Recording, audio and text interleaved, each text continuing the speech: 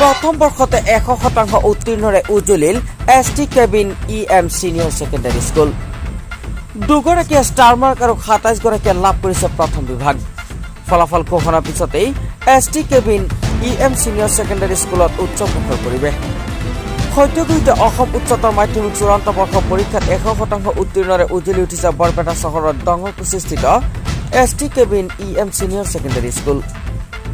জানিব পৰা মতে ST cabin EM senior secondary স্কুলৰ পৰা এইবেলি 31 গৰাকী পৰীক্ষাৰ্থীয়ে পৰীক্ষাত অৱতীৰ্ণ হৈছিল যদিও ইয়াৰে 2 গৰাকীয়ে ষ্টাৰ মাৰ্ক, 27 গৰাকীয়ে প্ৰথম বিভাগ আৰু 2 গৰাকীয়ে দ্বিতীয় বিভাগত সহ 100% শিক্ষাৰ্থী উত্তীৰ্ণ হৈছে।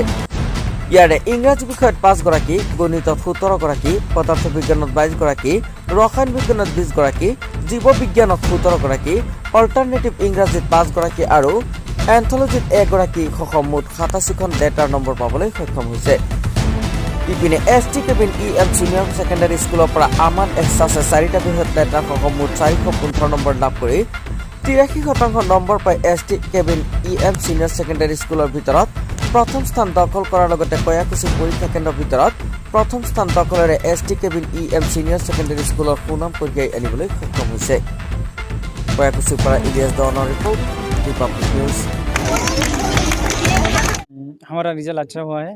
आउट ऑफ 31 स्टूडेंट में से 27 को फर्स्ट डिवीज़न मिला है और 2 स्टूडेंट को स्टार मिला है। और हाईएस्ट सेंटर में जो हाईएस्ट परसेंटेज वो आया है 83% जो हमारा ही है।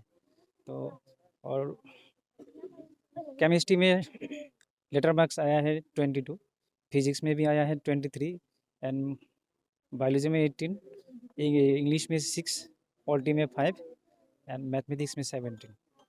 और आउट ऑफ द स्टूडेंट्स 31 जो 2 स्टूडेंट्स सेकेंड डिवीज़न मिला है और लेकिन उनका भी परसेंटेज 59 पॉइंट समथिंग है। और हमारे स्टूडेंट अच्छे हैं, मेहनत किया है और हमारा जो स्टाफ वो भी अच्छे हैं जो मेहनत किया था पूरा साल, तो उसकी वजह से हमें अच्छा रिजल्ट मिला।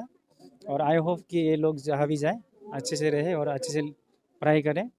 और हमारा यहाँ से नीट और जेई का भी कोचिंग होता है और इस बार जो फर्स्ट अटैम्प्ट हुआ था यहाँ से, तो उन जो अमन जो हाईएस्ट परसेंटेज मिला 83 और 350 के आसपास स्कोर किया है। और स्टार एक और स्टूडेंट मिला है जो शामीम है हॉक। और बाकी 74 में से बहुत 74 हाविजा और 74 और आर्यन है। बाकी हमें अच्छा लगा इन लोगों को रिजल्ट देख के। অনুভৱ খুবেই ভাল, আশা কৰাৰ দৰে যদিও হোৱা নাই তথাপিও ভাল লাগিছে।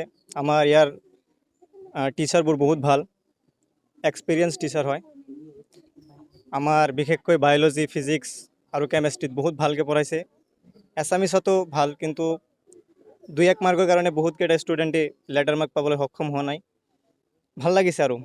কিমান নম্বৰ পাইছা? মই 75.4। কেনেদৰে প্ৰস্তুতি চলাইছিলা? প্ৰস্তুতি মানে ক'বলৈ গ'লে ইমানো কৰা নাছিলোঁ, 5 ঘণ্টামান পঢ়িছিলোঁ আৰু মই। ভৱিষ্যতত কি হ'ব বিচাৰা? সপোন কি আছে? ভৱিষ্যতত মই যদিও ছায়েন্স বেকগ্ৰাউণ্ডৰ হয়, মই BA কৰিম বুলি ভাবিছোঁ। চিভিল ছাৰ্ভিচত যাম মানে মই। ছায়েন্সৰ পৰা আৰ্টছত? ছায়েন্সৰ পৰা আৰ্টছত যাম। ঠিক আছে। আৰু যিসকলে এতিয়া পঢ়ি আছে তেওঁলোকৰ উদ্দেশ্যে কি ক'বা? তেওঁলোকক কি এডভাইচ দিব বিচাৰিবা? তেওঁলোকক মানে মই এটাই কথা ক'ম, আমাৰ টিচাৰবোৰৰ কথা যাতে শুনে। টিচাৰবোৰে বহুত ভাল এডভাইচ দিয়ে, শুনিলে ছাকচেছ হ'ব বুলি মই ভাবোঁ। আৰু পঢ়াৰ বাহিৰে আৰু কি কি কৰিছিলা? মই মানে এনেই ছিংগিং কৰোঁ, অলপ চলপ গান গাই ভাল পাওঁ। এনেই ফুটবল খেলি ভাল পাওঁ। আৰু মই ইয়াৰ বাহিৰেও মানে তুমি কাক ধন্যবাদ দিব বিচাৰিবা? প্ৰিন্সিপাল ছাৰ আৰু যিমান ষ্টাফ আছে আমাৰ ইয়াত ST কেবিন ইংলিছ মিডিয়াম স্কুলৰ সকলোকে দিম, মাক দেউতাকো দিম আৰু টিউশ্যন পঢ়িছিলোঁ ছাৰকো দিম মই। ইয়াৰ অনুভৱ মোৰ বহুতেই ভাল। আমাৰ প্ৰিন্সিপাল ছাৰে বহুতো হাৰ্ড ৱৰ্কিং কৰিছিল আমাৰ কাৰণে। প্ৰিন্সিপাল ছাৰে বহুত গালি পাৰিছে, তথাপিও গালিৰ মাজতে মৰম আছিল। বহুত কষ্ট কৰিছে প্ৰিন্সিপাল ছাৰে। ফিজিক্স, কেমেষ্ট্ৰি আৰু বায়'লজি বহুত হাৰ্ড ৱৰ্কিং কৰিছিল এই 3টা ছাবজেক্টৰ কাৰণে। আৰু বাকীকেইটাও ভাল আছে, ষ্টাফখিনি বহুতে ভাল। তুমি কেনেধৰণে প্ৰস্তুতি চলাইছিলা? সিমান কৰা নাই, তথাপিও দিনত 6 ঘণ্টা 7 ঘণ্টা পঢ়িছিলোঁ। পঢ়াৰ বাহিৰেও আৰু কি কি কাম কৰিছিলা? পঢ়াৰ বাহিৰে এনেই মোবাইল চাইছোঁ, টিভি চাইছোঁ। ছ'চিয়েল মিডিয়াৰ লগত কিমান এক্টিভ আছিলে? ইমান এক্টিভ নাছিলোঁ মই ছ'চিয়েল মিডিয়াত। এইবাৰ আমাৰ ফাৰ্ষ্ট বেটছ আছিলে। ফাৰ্ষ্ট বেটছ হিচাপে এইবাৰ ৰিজাল্ট আমি আশা কৰা মতে আমাৰ ভালেই হৈছে। চ' ষ্টুডেণ্টছবিলাকক কংগ্ৰেচুলেট কৰিম, সিহঁতে কষ্ট কৰিছে, প্লাছ আমিও অলপমান লাগি দিছোঁ সিহঁতৰ লগত। চ' দুটা কোঅপাৰেশ্যনতে মানে পচিবল হৈছে আৰু ষ্টুডেণ্টছ আৰু টিচাৰৰ কোঅপাৰেশ্যনতে মানে এইটো ৰিজাল্ট আমি পাবলৈ সক্ষম হৈছোঁ আৰু আমাৰ ভাল লাগিছে। ফাৰ্ষ্ট বেটছ হিচাপে এইটো বহুত ভাল এটা ৰিজাল্ট পাইছোঁ।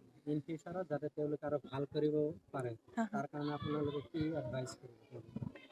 ইন ফিউচাৰ আমি প্ৰভাইড কৰিম। আমি টিচিং মানে আমাৰ টিচাৰ্ছ আছে, ভাল এক্সপিৰিয়েঞ্চ টিচাৰ্ছ আছে ইয়াতে, য'ত তেওঁলোকে সকলো ধৰণৰ মানে ছাবজেক্টৰে মানে ধৰক ছায়েন্সৰ গোটেইখিনি সুবিধাখিনি পাব।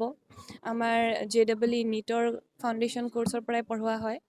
চ' ইন ফিউচাৰ আমিও ষ্টুডেণ্টৰ লগত ভালেই লাগি দিম আৰু সিহঁতেও কষ্ট কৰিলে আশা কৰা মতে এটা ভাল ফল পাবলৈ সক্ষম হ'ব।